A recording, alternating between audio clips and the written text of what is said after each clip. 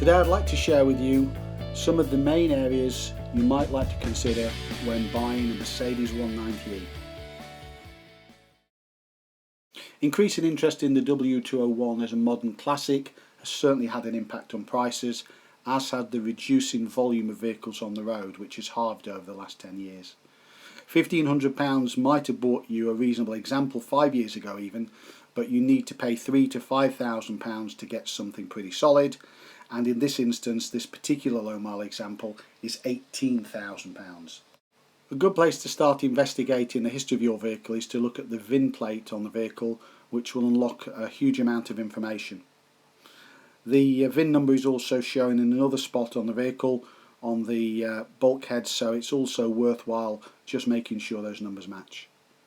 There are a couple of online portals, and I'll put the links in the description to the video, whereby putting in your VIN number it actually unlocks the vehicle specification as it left the factory. So line by line you can look at the standard equipment and also the optional equipment, and importantly the original colour the vehicle was finished in.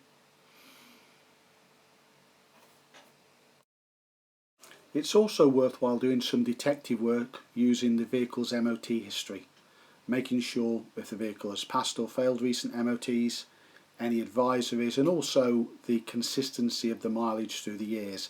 Has the vehicle had a speedo change, or has the mileage changed in other ways that are not explainable? Simply by putting the registration number in unlocks this information.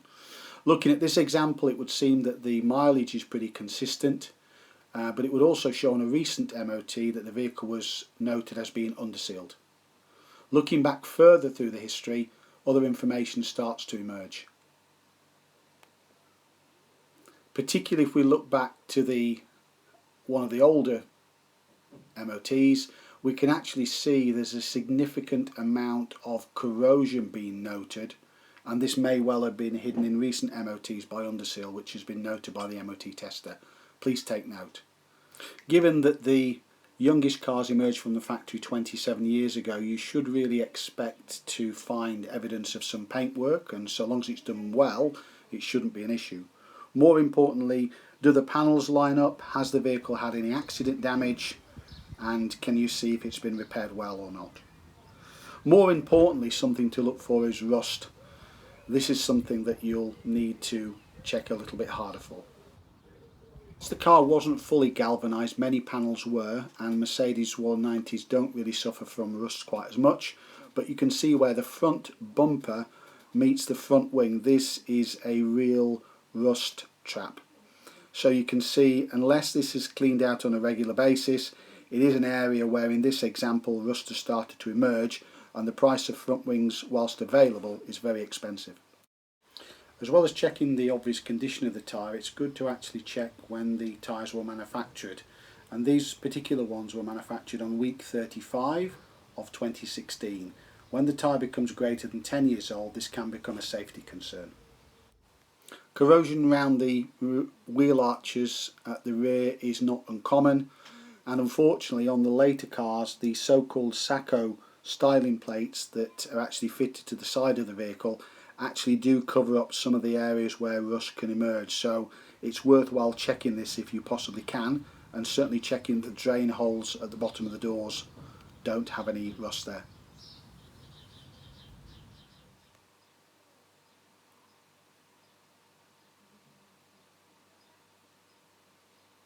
It's also good to actually get down on your knees and actually inspect the jacking points. These jacking points are hidden behind the side cladding, but you can see you're looking for any evidence here of corrosion. In the picture in inset you can see how bad this can become. Thankfully in this case corrosion is not a problem, but it's an area that you should concentrate and monitor. There is also a further drain hole in the bottom of the filler flap area, so it's good to check that that's clear and that water does drain away underneath the vehicle. Some parts are actually quite expensive or even difficult to obtain, so it's worthwhile making sure that things like mirrors, which appear to be pretty much unobtainable new, are in good condition. Other parts are less of an issue. You can see in this example there are a couple of damaged lights, but these are available from the main dealer still. Rear window seals can leak and there can be evidence of rusting, so please ensure that you try and check this area to make sure there are no hidden issues that may emerge later and require significant repairs. Many cars had a factory fitted electric sliding or manual sunroof, so it's good to check here whether the drain holes in the corner of the roof have actually been cleared and what the condition is of the roof itself. Is there any corrosion around there? Clearly, it's also important to check that the sunroof actually operates. Does it slide back correctly, and in fact also does it tilt? It is possible to repair these, but obviously it may involve a new sunroof cassette. Upon starting the vehicle up, it's also good to look at the oil pressure. Does it rise quickly to the highest level, which indicates the engine is reasonably healthy, and also check the fuel tank reading. Senders can fail. Under the bonnet, what does the condition look like? Has it been cared for?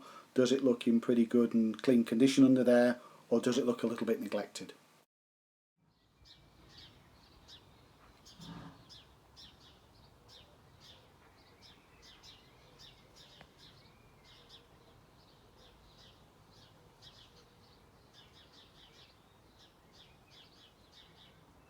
Whilst under the bonnet, it's good to check if any recent repairs have been done, and also the poly belt, which is just a £22 part new, drives all the vehicle ancillaries, is worthwhile replacing if it hasn't been replaced. In this case, the vehicle's had some new parts fitted, a new distributor cap.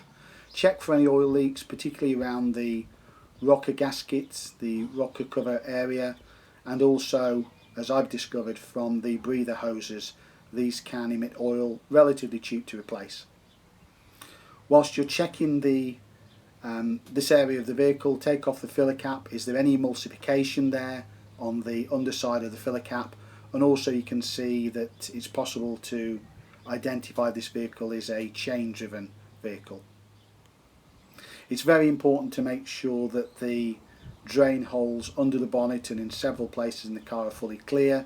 If they're not, potentially water can back up, and if it can't find an escape route, then it will actually go into the vehicle passenger area itself, and obviously there are consequences for the electrics. You can see in this instance that the drain hole here is actually located very close to the fuse box, so clearly it's important to make sure it is clean. Check that the fan works on all the settings. The heater blower can be replaced, but it's actually located underneath the wiper assembly, and it's a relatively tricky task to replace it, but not expensive, thankfully. Check that the vacuum operated central locking still works. And also, if you open the doors, you need to check that the door cards are not damaged. Many of these door cards have been damaged by heat and by the weather over the years, and they may need extensive repairs. These are items that you may only be able to buy used on an auction site, for example. Do all the electrics operate correctly? And in this case, do the electric windows go up and down as indeed they should? And also, it's important to check that the electric passenger mirror moves correctly and doesn't have problems. Seat bolsters can wear quite badly. There are some suppliers of new material, and it's possible still to buy seats second hand, but you can see if left unrepaired, the seats can deteriorate to such a level that only complete replacement might be the option. Whilst you're also inside the vehicle, check the condition of the headlining. Is it damaged in any way? Is it stained by smoke or water damage, which might indicate how the vehicle's been used or whether the vehicle has any problems? Availability from main dealers is somewhat sporadic, so if there are any missing pieces of trim, in this case the trim that's on the inside of the door where the door mirror adjuster is located is actually missing on this vehicle.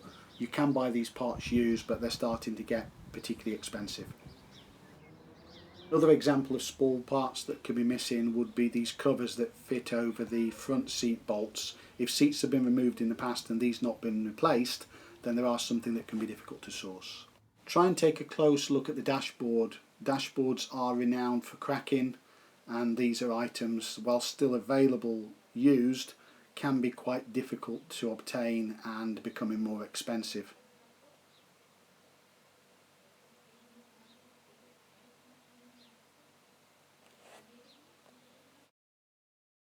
One area that seems to have affected almost every Mercedes 190 I've ever seen is the area around the right hand side driver's air vent, where there appears to be a diagonal crack that develops between the interior light rocker switch and the vent itself.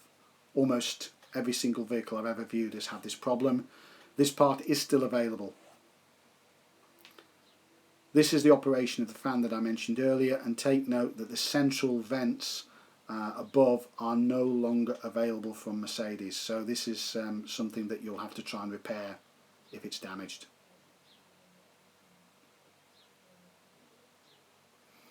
The single stalk that controls the lights and the wipers and the light flashes, it's important to make sure that works and operates as it was designed.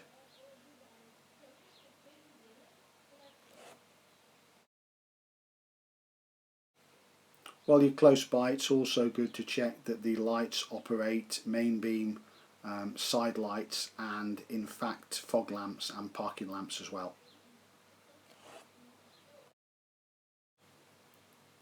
Opening the boot, it's good to try and inspect and make sure there's no signs of water damage, which might be as simple as a failed boot seal, or could be something that is a result of extensive corrosion, so it's good to check if there are any issues there. I hope you found this quick overview of buying points on a Mercedes 190 W201 to be of interest, and please like, share and subscribe, and take time to view my other videos. Many thanks for watching. Speak to you soon.